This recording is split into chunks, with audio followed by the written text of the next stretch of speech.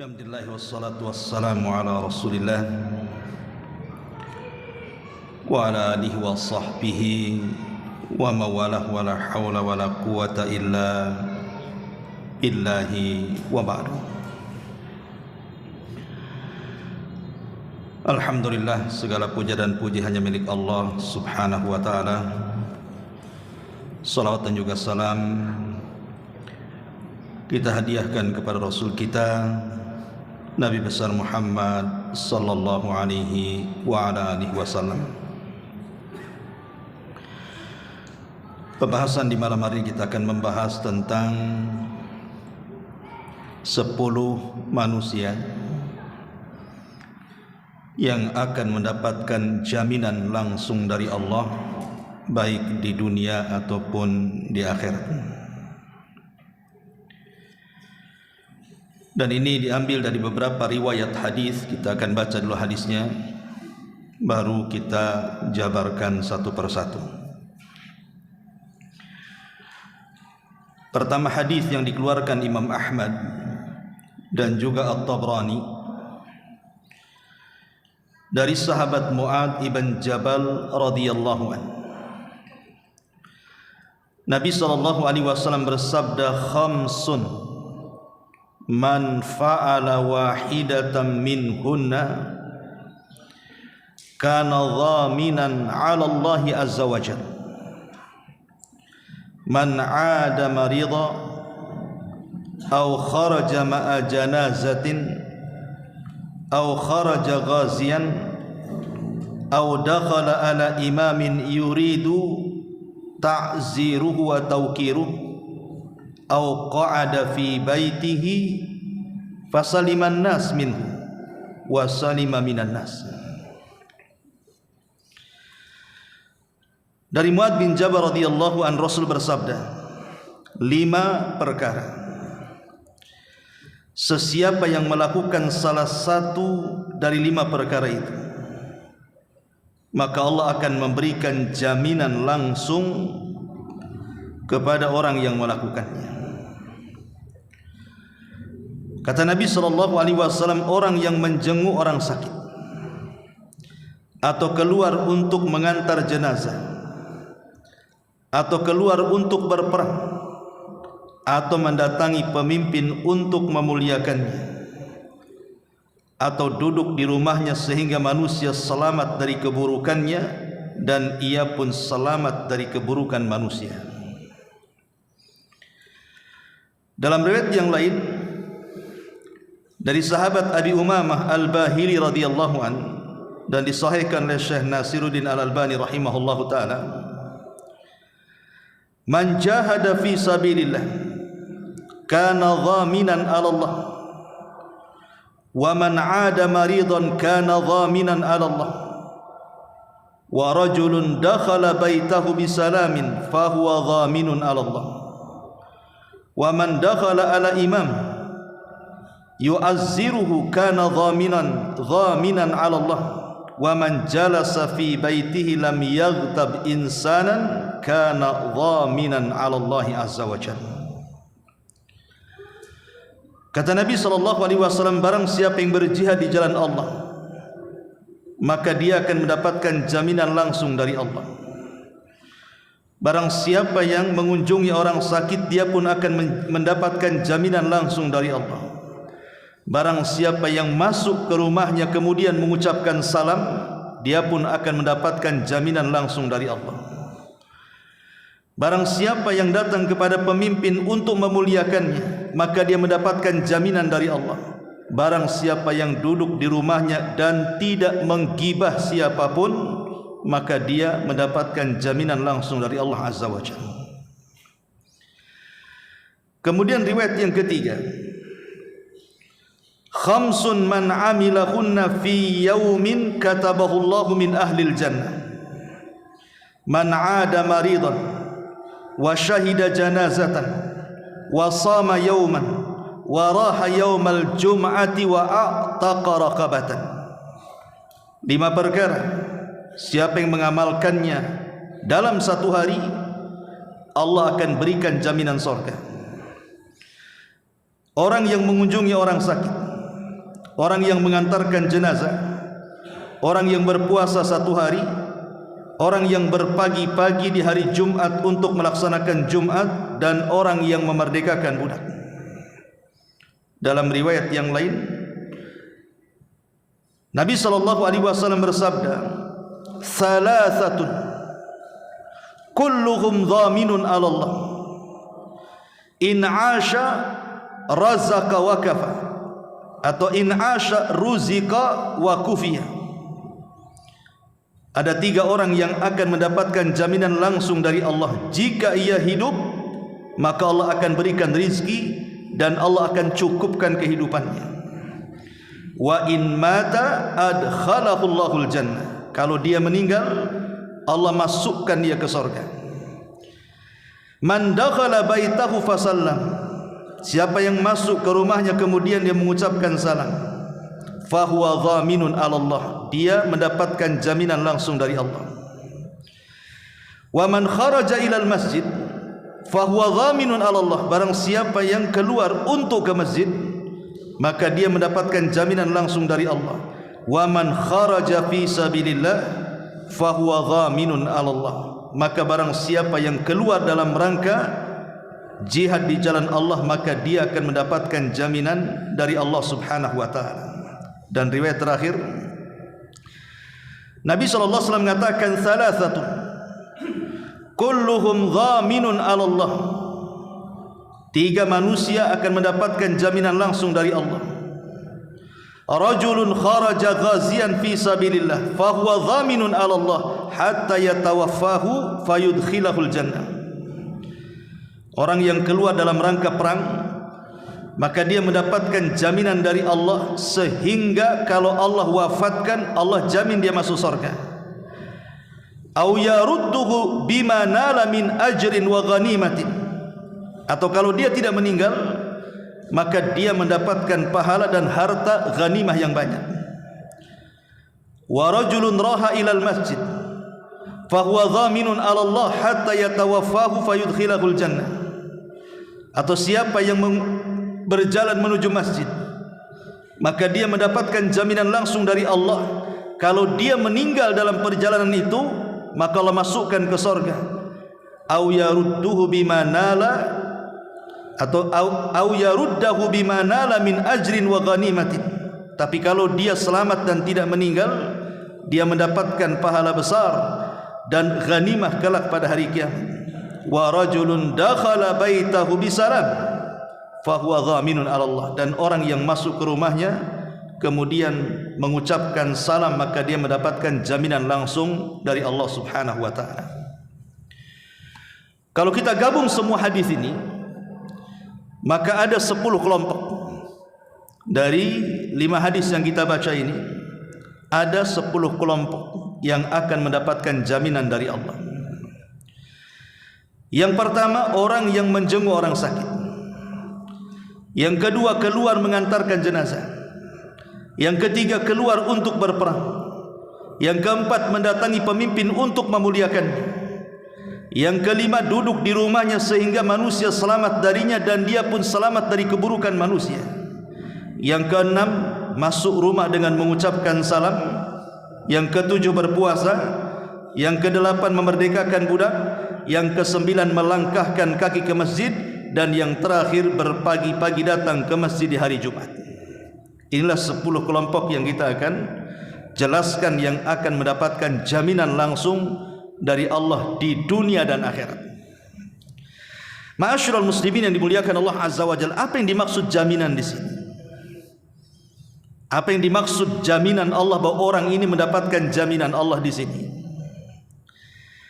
Di dalam surah An-Nahl, tepatnya ayat ke-97, Allah Subhanahu wa taala berfirman, "Man 'amila salihan min dzakarin aw untha wa huwa mu'minun falanuhyiyannahu hayatan thayyibah wa lanajziyannahum ajrahum bi ahsani ma kanu ya'malun." Barang siapa mengerjakan kebaikan, baik laki-laki ataupun perempuan dalam keadaan beriman, pasti kami akan memberikan kepadanya kehidupan yang baik dan kami akan balas dengan pahala yang jauh lebih baik daripada apa yang mereka amalkan. Inilah yang disebut dengan jaminan kehidupan yang baik di dunia dan pahala besar di akhirat. Ahli tafsir banyak yang mengatakan apa yang dimaksud kehidupan yang baik di dunia itu. Mereka mengatakan yang dimaksud adalah bituma'ninati qalbihi wa sukuni nafsihi wa adami iltifatihi lima yushawwisu alaihi qalbu wa yarzuquhu Allahu rizqan halalan tayyiban min haitsu la yahtasib. Kata ulama tafsir, maksudnya jaminan di dunia adalah berupa ketenangan hati, ketentraman jiwa, dan hatinya tidak terpengaruh dengan apapun yang akan menggodanya. Dan Allah akan memberikan rizki dengan rizki yang halal, bahkan dari rizki yang datang dari arah yang tidak disangka-sangka. Inilah jaminan di dunia. Dan ini disebutkan dalam hadis Nabi SAW yang dikeluarkan Imam Ahmad dari sahabat Ibnu Umar radhiyallahu anhuma, qad aflaha man aslam wa razaqa kifafan wa qanna'ahu Allahu bima atah. Sesungguhnya sangat beruntung orang yang masuk ke dalam hidayah Islam, kemudian mendapatkan rizki yang cukup dari Allah, dan Allah menganugerahkan kepadanya sifat qanaah, merasa cukup dan puas dengan rizki yang Allah anugerahkan kepadanya. Dan Rasul juga mengatakan, man asbaha minkum aminan fi sirbihi mu'afan fi jasadihi indahu qutu yaumihi faka'annama hizat lahu dunya. Barang siapa di antara kalian mendapatkan rasa aman di rumahnya, pada diri, keluarga atau masyarakatnya, diberikan kesehatan badan dan tidak ada penyakit yang menerpanya, dan memiliki makanan pokok pada hari di rumahnya, seolah-olah dia menggenggam satu dunia. Inilah jaminan di dunia. Jaminan di dunia berupa ketenangan hati. Hati itu kalau tenang, ikhwatu fiddin, semua masalah bisa diurai. Tapi kalau hati rungsap, kacau, masalah kecil saja sudah kebingungan untuk menyelesaikannya. Kemudian juga keamanan. Allah berikan keamanan, dan keamanan itu sesuatu yang sangat besar dari nikmat Allah Azza wa Jalla. Dengan aman kita bisa ke pasar, kita bisa ke masjid, kita bisa ta'lim, kita bisa macam-macam. Coba antum lihat negeri-negeri yang perang tuh, seperti Palestina. Tinggal di rumah saja tidak aman, takut dirudal. Mau ke masjid tidak aman, takut dibom. Mau jalan-jalan juga tidak aman, takut diseliper. Apalagi itulah orang yang hidup tidak aman. Karena aman itu nikmat Allah yang besar, dan ini jaminan dari Allah. Kemudian juga kesehatan badan. Orang yang sakit itu stres, apalagi sakitnya parah kan. Terkadang kenikmatan dunia dicabut satu persatu dari dirinya. Mulai kenikmatan badannya, kenikmatan keluarganya, kenikmatan teman-temannya mulai menjauh, dan begitu seterusnya. Tidak enak orang sakit itu. Tetapi Allah berikan jaminan kepada orang-orang ini di dunia dengan kesehatan dan juga dengan rizki yang cukup. Tidak mesti kaya, yang penting hari itu dia bisa makan, besok juga bisa makan, lusa juga bisa makan. Itu sudah cukup. Maluka ma akalta fa afnaita wa ma labista fa ablaita wa ma tasaddaqta fa abqaita, kata Rasul. Hartamu yang kau makan habis, yang kau pakai usang, yang kau sedekahkan, itulah yang bermanfaat. Ma'asyiral muslimin, ini jaminan di dunia. Adapun di akhirat ya sudah jelas. Jaminannya adalah ma la ainun ra'at wa la udhunun sami'at wa la khatara ala qalbi bashar. Nikmat yang tidak pernah dilihat mata, didengar telinga, terlintas pun tidak. Itulah yang disebut dengan sorga. Siapa orang-orang yang akan mendapatkan jaminan begitu besar ini? Tadi disebutkan 5 riwayat tentang orang-orang yang dapat jaminan-jaminan itu. Yang pertama, orang yang berjihad dulu. Kita ambil poin dari jihad. Ma'asyiral muslimin yang dimuliakan Allah Subhanahu wa taala. Nabi pernah mengatakan di hadapan para sahabat, ala ukhbiruka bi ra'sil amri wa amuduhu wa dhirwatus sanami. Maukah aku kabarkan kepada kalian, kata Rasul, pokok urusan hidup manusia, tiang-tiang agama, dan puncak amal terbaik dalam Islam. Sahabat mengatakan, "Qultu bala ya Rasulullah." Tentu wahai Rasul, apa itu? Maka Nabi SAW mengatakan, "Ra'sul amri al-Islamu." Pokok urusan hidup manusia adalah Islam. Kalau antum hendak kumpul, bicarakan Islam. Kalau mau ngobrol, selipkan Islam. Kalau mau nulis, tulislah Islam. Islam di pasar, Islam di rumah, Islam di jalan, itulah Islam, harus ada di mana-mana. Karena itu pokok urusan hidup manusia. Jangan hanya ada di masjid, di majelis taklim, di luar pula tidak. Islam ini agama universal, masuk ke semua lini. Politiknya masuk, muamalahnya masuk, munakahahnya masuk, ibadahnya, akidahnya. Islam ini agama yang komplit. Jangan sampai kemudian dibagi-bagi. Oh, Islam, kalau cerita Islam ke masjid sana, ini di kantor waktunya kerja. Kerja pun diatur dalam Islam. Karena itu adalah pokok urusan kita. Lah, Islam yang merupakan pokok urusan hidup manusia itu ada tiang yang mulia, wa amuduhus salah, ditopang dengan salat. Kemudian Rasul mengatakan, wa dzirwatus sanamihil jihadu fi sabilillah. Tetapi yang paling tinggi amal dalam Islam adalah jihad di jalan Allah Subhanahu wa taala, perang. Makanya Nabi SAW mengatakan, orang yang tidak berperang, minimalnya tidak ada niat untuk berperang, berarti ada kemunafikan dalam hatinya. Okelah, kita tidak bisa berperang karena kita bukan negeri yang sedang berperang, tapi minimalnya ada niat untuk perang. Sebab kalau dua-duanya tidak ada, maka dianggap ada syu'bah min syu'batin nifaq, kata Rasul. Di hatinya ada kemunafikan. Ma'asyiral muslimin yang dimuliakan Allah Subhanahu wa taala, dan jihad ini amalannya luar biasa. Apa kata Rasul?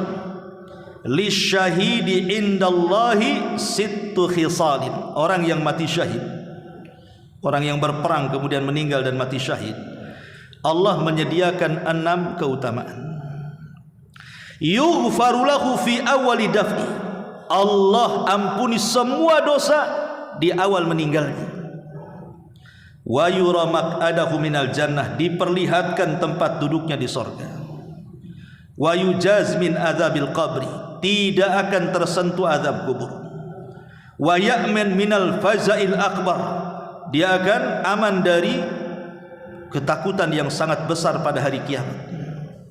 Wa yudau ala ra'sihi tajul waqar, disediakan piala di kepalanya dari yakut.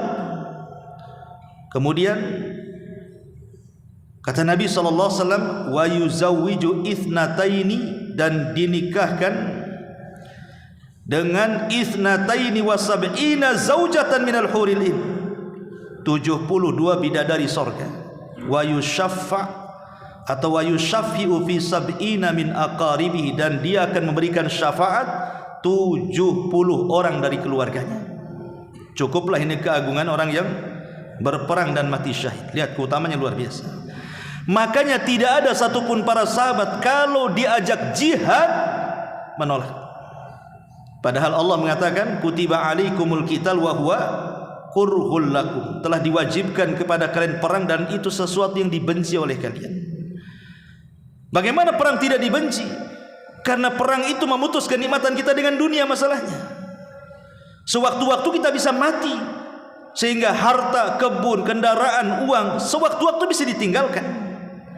Tetapi orang-orang yang rindu dengan orang yang mati syahid seperti para sahabat Rasul, mereka tidak peduli, karena cinta dunia dan takut kematian tidak ada kamusnya di mata para sahabat Nabi. Mereka kaum yang dimuliakan Allah Subhanahu wa taala dengan Islam, sebagaimana Umar mengatakan, nahnul kaum a'azzanallah bil Islam wa man yabtaghi al-izzata bighairi ma a'azzanallah adzallanallahu azza wa jalla. Kami kaum yang dimuliakan dengan Islam. Siapa yang mencari kemuliaan di luar Islam, Allah hinakan dia. Ini yang pertama.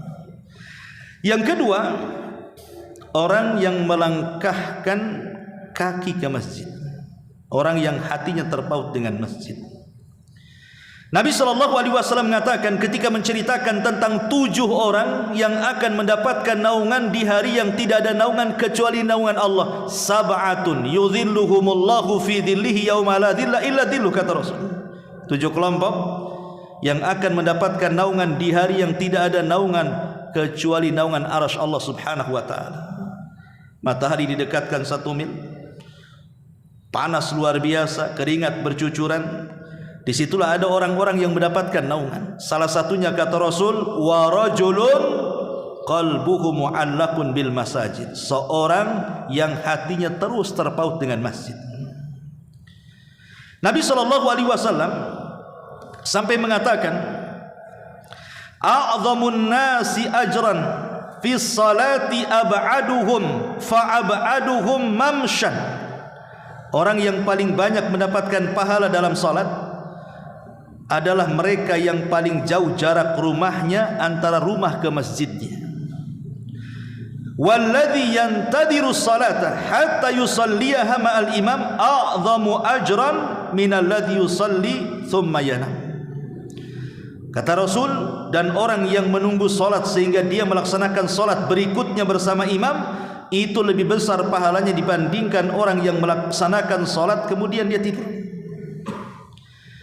Lihat bagaimana kata Rasul, orang yang paling jauh dari masjid, kalau dia ke masjid itu pula yang paling banyak pahalanya.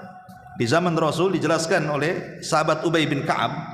Ada sahabat namanya Ubay ibn Ka'ab radhiyallahu anhu bercerita. Jadi ada seseorang itu sangat jauh rumahnya dari masjid.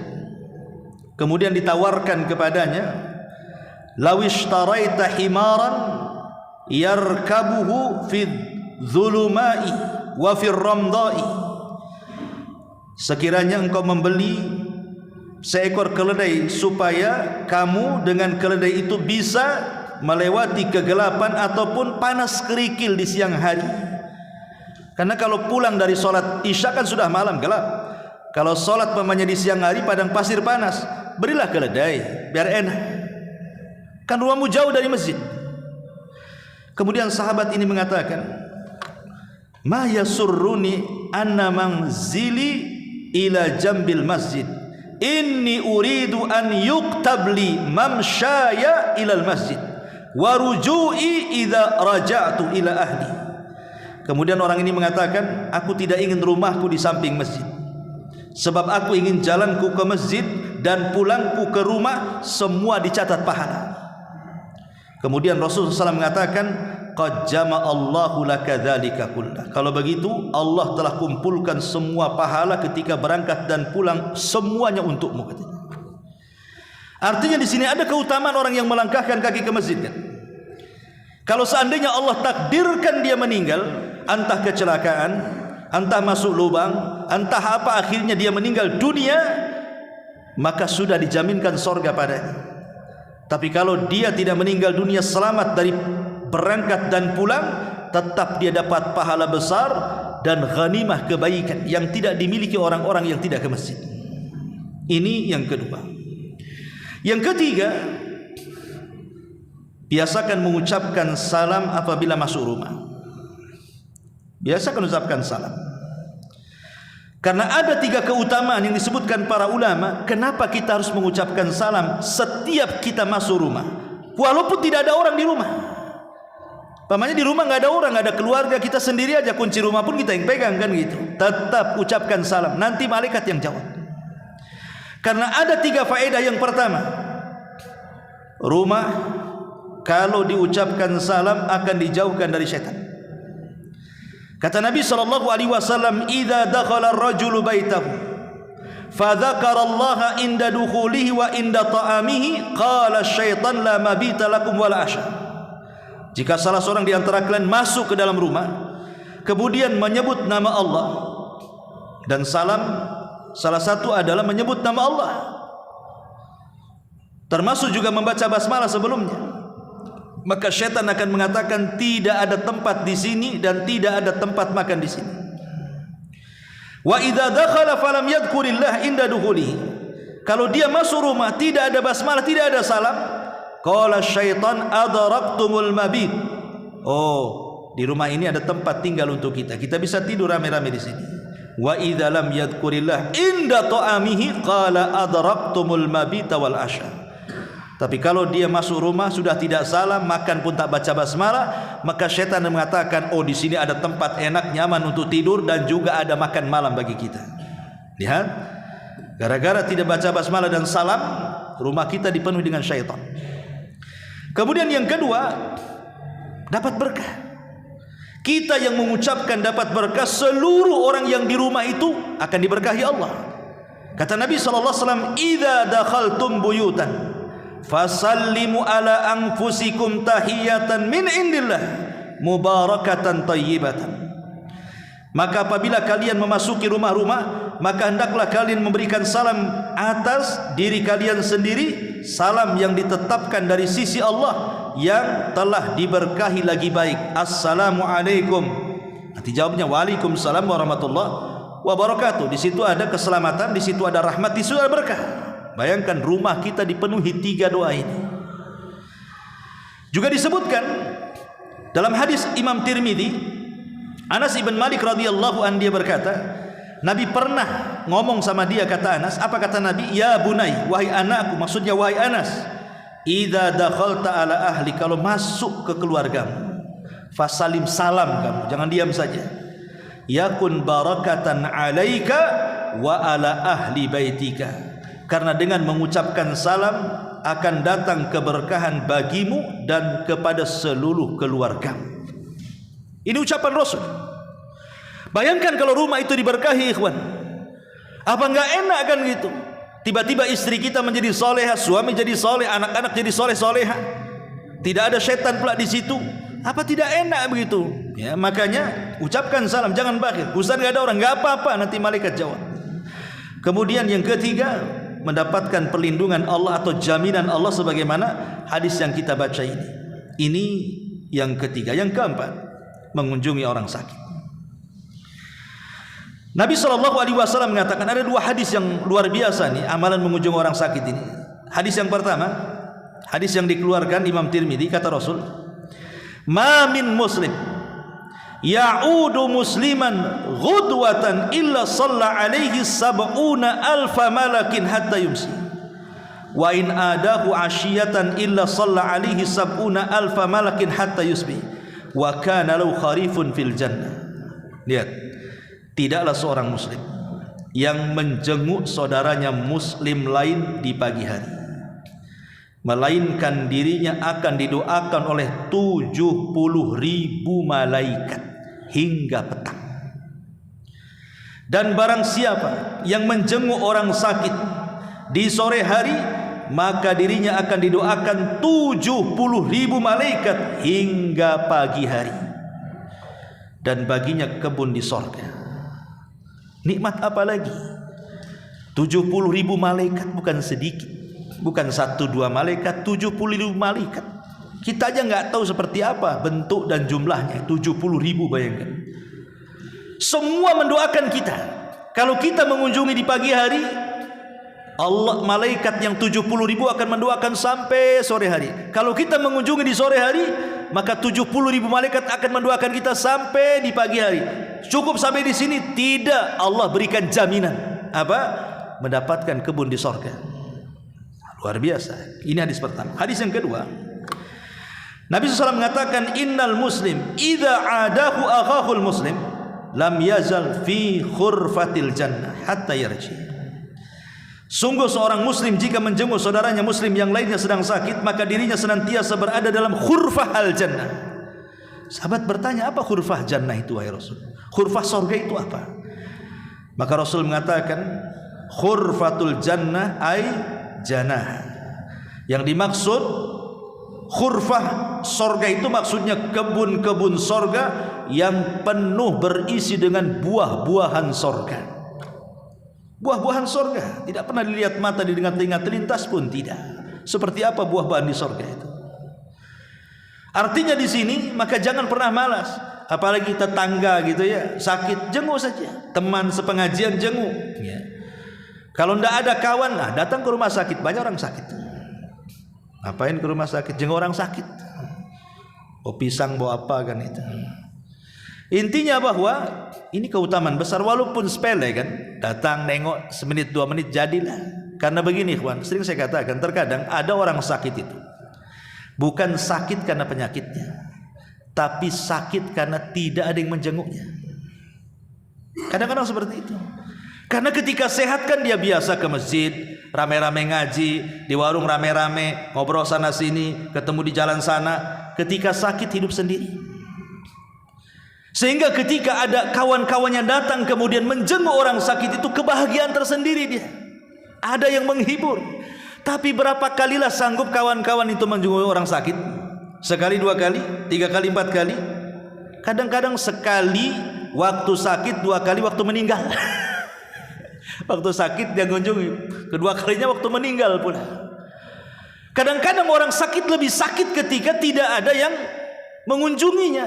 Ujung-ujungnya siapa yang menemaninya? Ya orang rumah saja, siapa lagi? Orang rumah saja. Maka beruntunglah orang-orang yang sehat itu. Maka di antara manfaat menjenguk orang sakit itu adalah diingatkan tentang kesehatan. Bersyukurlah. Bersyukur kalau kita masih sehat, karena lihat orang sakit seperti itu kondisinya. Ma'asyiral muslimin yang dimuliakan Allah Subhanahu wa taala, ini yang keempat, yang kelima, mengantarkan jenazah. Nabi SAW mengatakan, "Man syahidal janazata hatta yusalliha 'alaiha falahu qira, wa man syahida hatta tudfan kana lahu qiratan." Qila wa mal qiratan ya Rasulullah? Qala mithlul jabalainil azimain.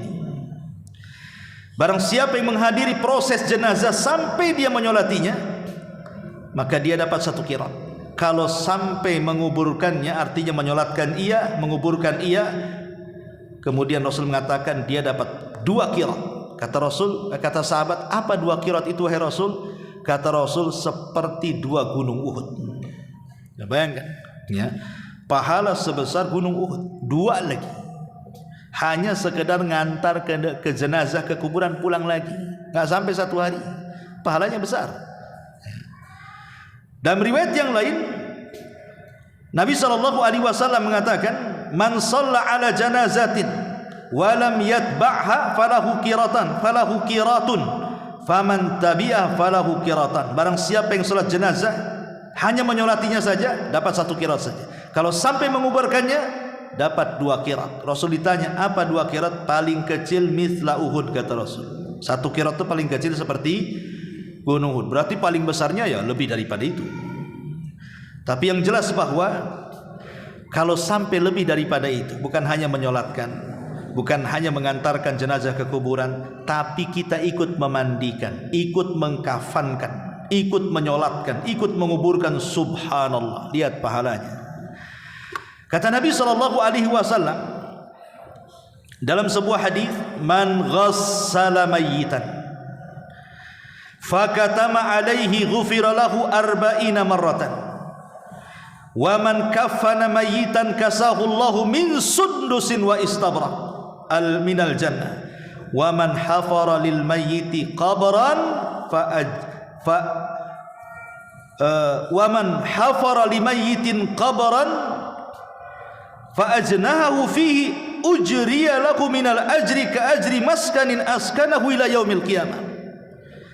Barang siapa yang memandikan jenazah dan ia menyembunyikan cacat aib jenazah yang dimandikannya, niscaya dosanya akan diampuni sebanyak 40 kali.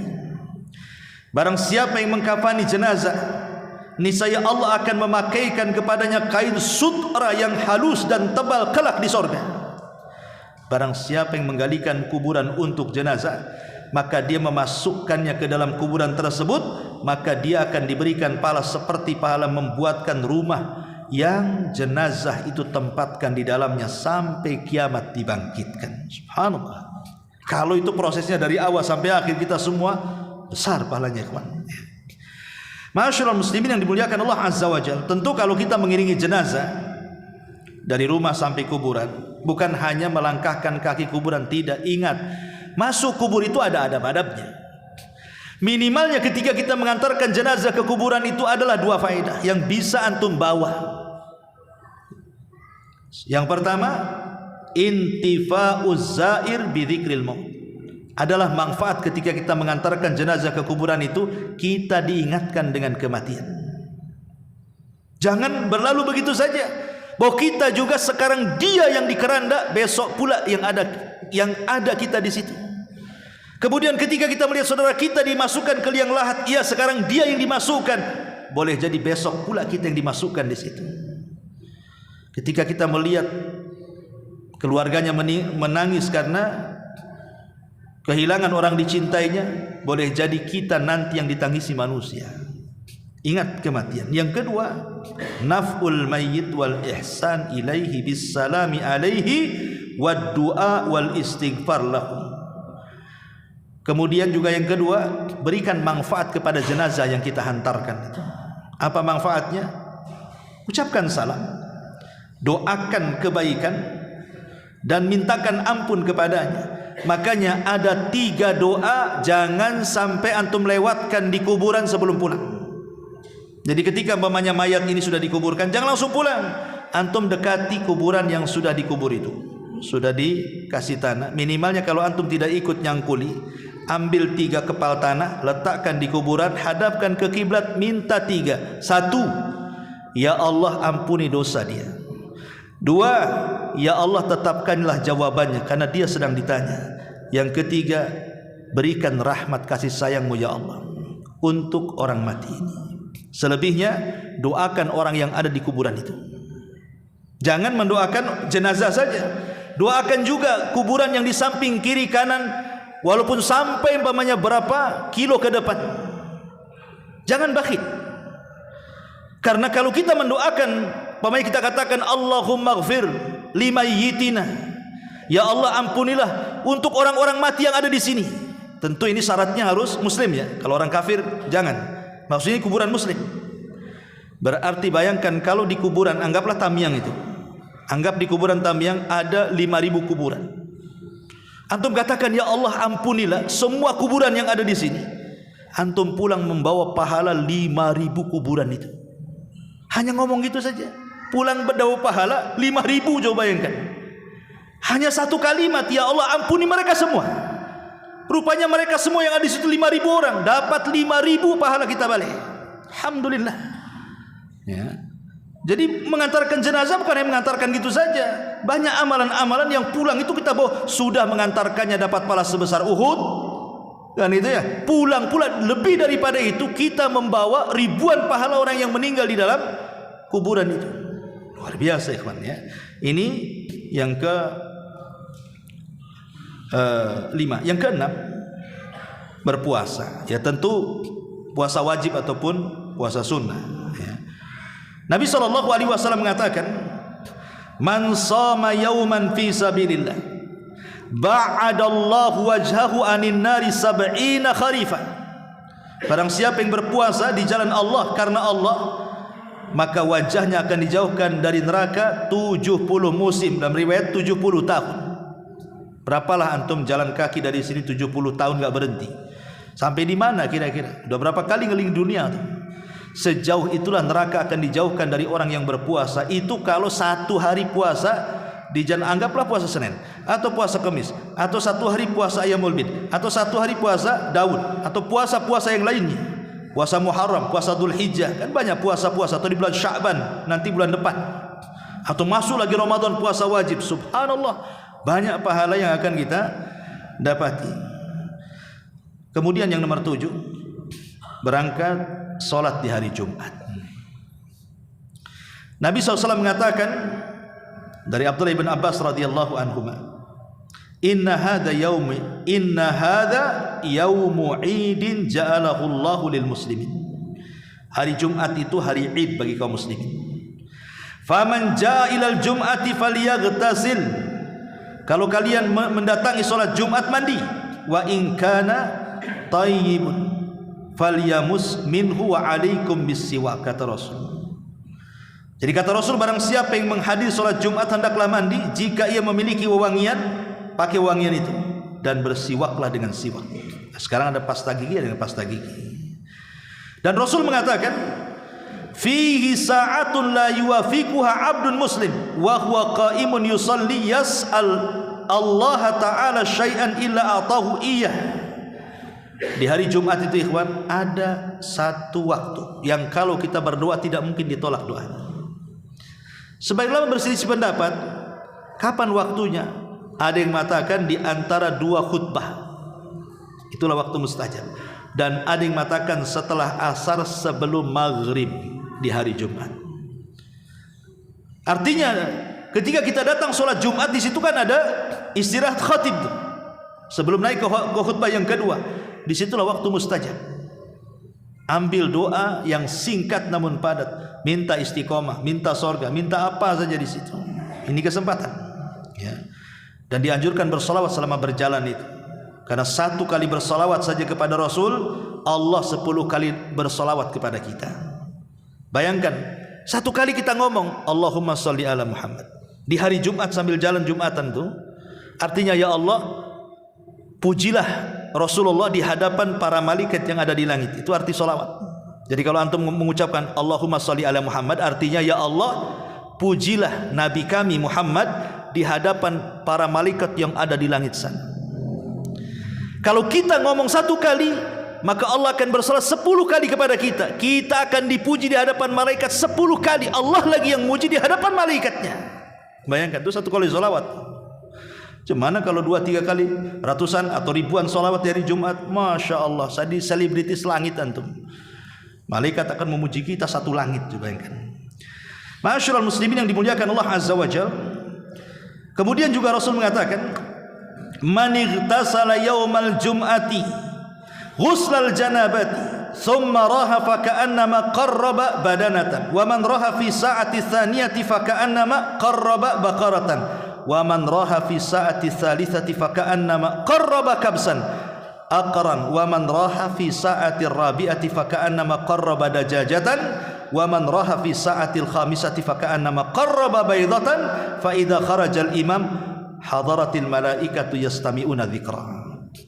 Barang siapa mandi di hari Jumat sebagaimana mandinya jinabah, lalu berangkat menuju masjid, kalau dia mendapatkan saf pertama, artinya pagi-pagi dia ke masjid, maka seolah-olah dapat pahala seperti berkurban seekor unta.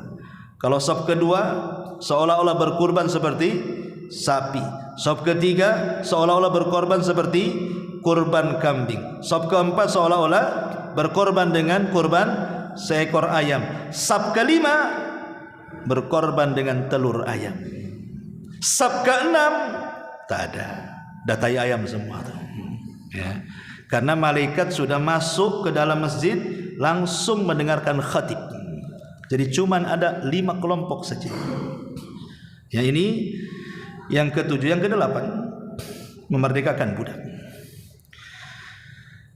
Memerdekakan budak, kata Nabi SAW, man a'taqa raqabatan muslimatan a'taqallah bi kulli udwin minha udwan minhu minan nar hatta farjahu bi farjihi. Muttafaqun alaih. Barang siapa yang memerdekakan budak, maka seolah-olah seluruh anggota badan dari kepala sampai kaki dimerdekakan dari api neraka sampai kepada kemaluannya. Tapi ulama mengatakan sekarang susah kita mendapatkan budak, sehingga cukuplah kita bersedekah. Susah, mana ada budak lagi. Yang ada budak-budak kecil. Kalau orang Melayu anak kecil, bukan itu. Maksudnya budak di sini hamba cahaya. Ya. Kalau kita perang kayak Palestina Israel nih, mungkinlah. Saya pernah dulu mendengar ceramah di kaset Al-Imam Asy-Sya'rani, ulama Yaman, mufti Yaman. Itu ditanya, Syekh, yang nanya ini orang Palestina. Syekh, ini tentara Israel ini bukan hanya laki-laki, tapi juga ada wanita, cantik-cantik pula dia. Kemudian ketangkap oleh kami. Apakah kemudian dia termasuk budak? Sehingga kita boleh menggaulinya? Apa kata beliau? Kirim satu ke Yaman, kata. Jawabannya, kirim satu ke Yaman, gitu. Ini wallahu a'lam, kan itu. Ma'asyiral muslimin yang dimuliakan Allah Azza wa Jalla, itu candaan ulama ya. Taib. Kemudian yang kesembilan, mendatangi pemimpin dan memuliakannya. Ikhwan, pemimpin itu cerminan rakyat. Rakyatnya baik, pasti pemimpinnya baik. Rakyatnya bejat, jangan harap mendapatkan pemimpin yang baik. Ya seperti itu. Kalau rakyatnya ahli sholat, tak mungkin nyari pemimpin yang tidak sholat, ya kan? Kalau rakyatnya ini ahli sedekah, tidak mungkin mencari pemimpin yang baik. Kalau rakyatnya ini memang taat kepada Allah, tidak mungkin mencari pemimpin yang ahli maksiat. Memang begitu. Tapi kalau rakyatnya jelek, jahat, buruk, nggak mungkin mencari yang baik. Sulit. Ya. Satu instansi saja semua jahat, semua tidak amanah, semua tidak jujur, satu orang pula jujur, udah habis yang jujur itu. Imma dia keluar dari instansi tersebut, dari lembaga tersebut, atau dia terikut-ikut dengan mereka.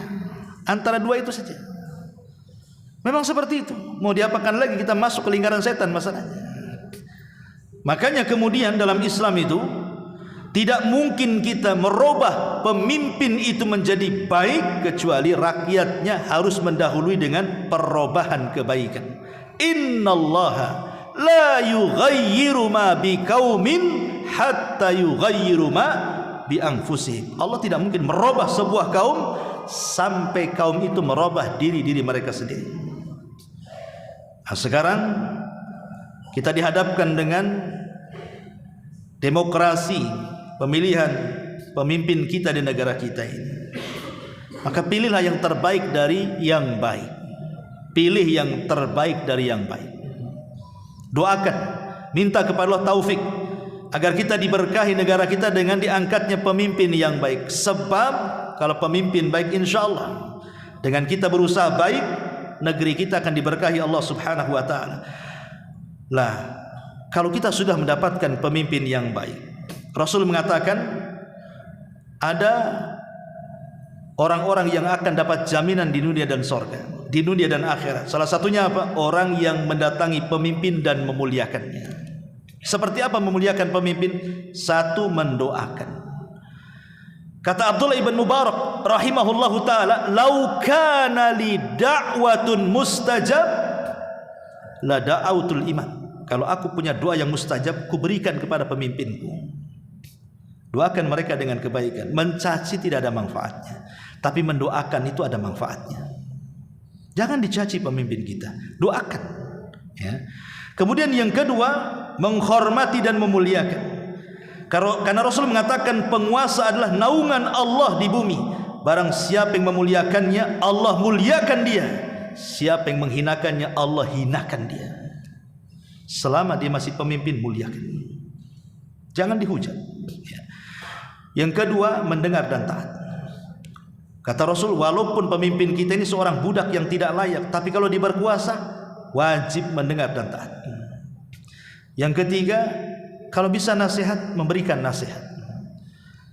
Karena Nabi SAW mengatakan, afdalul jihad kalimatul haq inda sultanil jair. Seutama-utama jihad adalah kalimat kebenaran yang disampaikan kepada para penguasa zalim. Kalau kita sanggup, ya, dengan kekuatan, nggak sanggup dengan lisan, nggak sanggup dengan hati, walaupun itu selama-lamanya iman. Kemudian juga yang keempat, membantunya, memberikan ide terbaik untuk pembangunan negara, memberikan ide terbaik, ya, untuk kemajuan dan begitu seterusnya. Dan ingat, kalau Allah takdirkan, rupanya negeri kita dipimpin orang yang jauh lebih jahat daripada sebelumnya, lebih zalim daripada sebelumnya. Allah takdirkan seperti itu. Maka kewajiban kita perbanyak istighfar. Kewajiban kita adalah memperbanyak istighfar. Karena urusan kekuasaan, kedudukan dan kerajaan itu semua milik Allah, ikhwan. Ya. Allah yang berhak menurunkan dan mengangkat. Pemimpin yang jahat pasti kebijakannya juga akan jahat. Boleh jadi di akhirnya membolehkan diskotik, memabuk-mabukan, perzinahan di mana-mana, kekacauan di mana-mana dari segi maksiat, kan. Maka kita lawan rakyatnya dengan istighfar. dan doakan hidayah kepada pemimpin kita. Dan yang terakhir tentu yang ke-10, duduk di rumah, menghindari fitnah dan tidak membuat fitnah.